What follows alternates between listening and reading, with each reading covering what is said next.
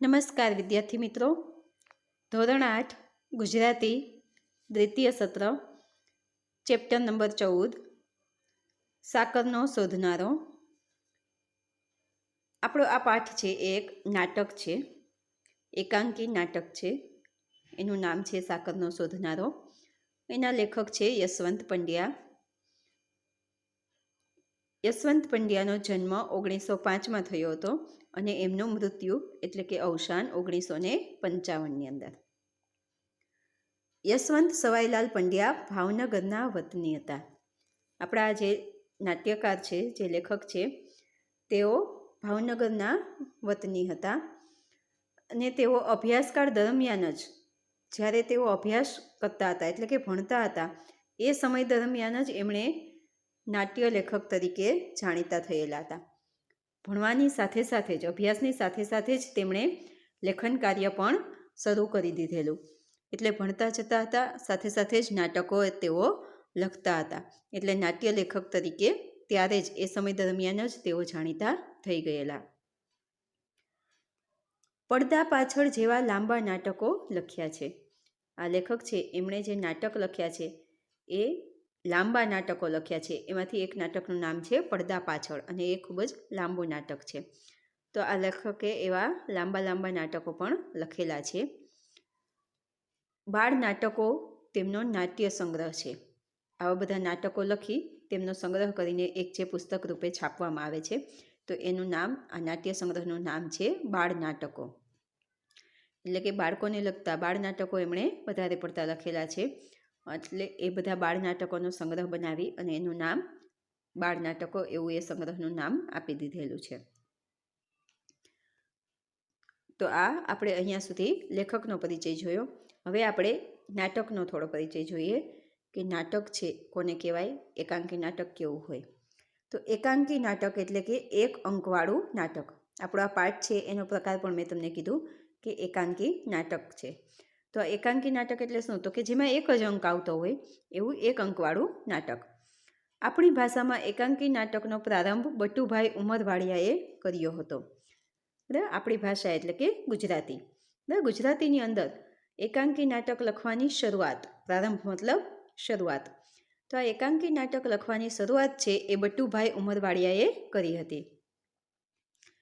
એ પછી યશવંત પંડ્યાએ નવીન વિષયો અને ચમકદાર સંવાદોવાળા એકાંકી નાટકો આપીને આકર્ષણ જમાવ્યું હતું.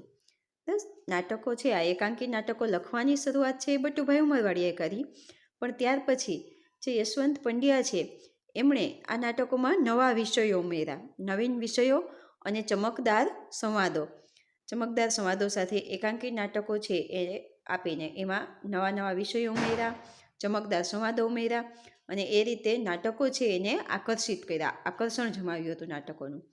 એકાંકી નાટકો લખવામાં ખૂબ જ આકર્ષણ જમાવ્યું હતું. કઈ રીતે? તો કે નવા નવા વિષયો ઉમેરીને અને ચમકદાર સંવાદો ઉમેરીને. લાંબુ નાટક એ ટૂંકી વાર્તાની જેમ જીવનના કોઈ એક બિંદુને સ્પર્શીને એના પર વેધક પ્રકાશ પાડે છે.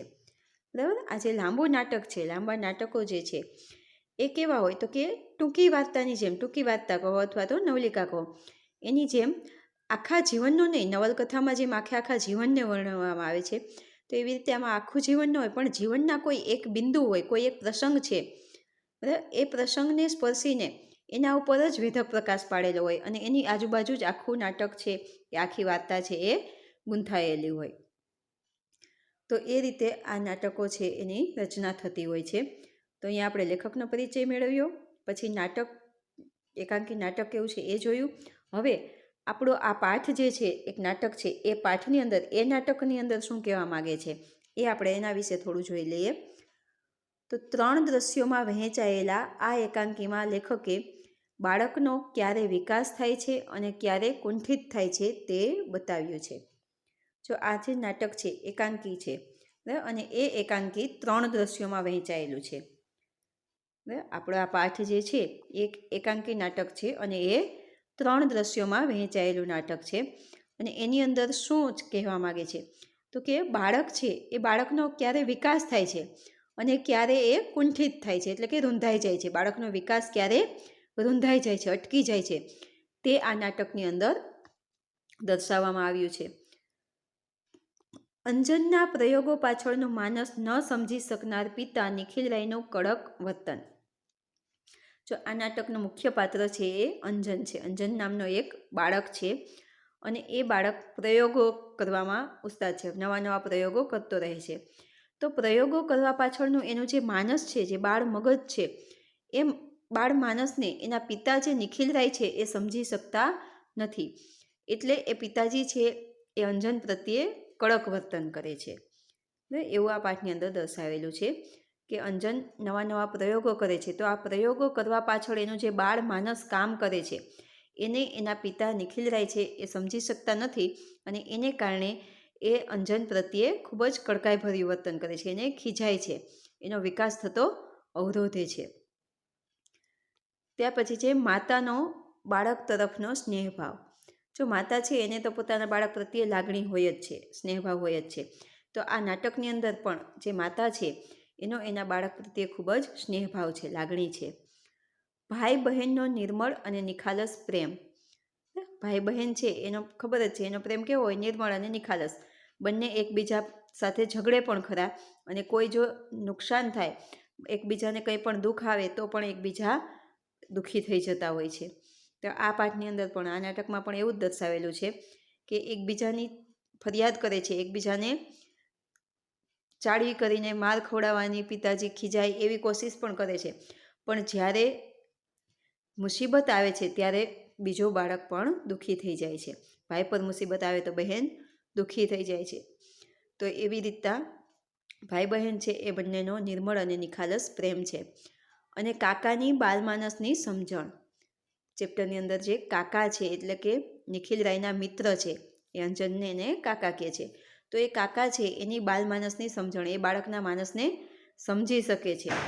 તો એ બધું આ પાઠની અંદર લેખકે અહીં સુંદર રીતે ઉઠાવ આપ્યો છે. આ બધાને સરસ રીતે આ નાટકની અંદર વણી લીધું છે અને સુંદર રીતે એને ઉઠાવ આપ્યો છે. તો આપણે હવે આગળ નાટક છે એ નેક્સ્ટ વિડીયોની અંદર જોઈશું. ત્યાં સુધીને આવજો, બાય.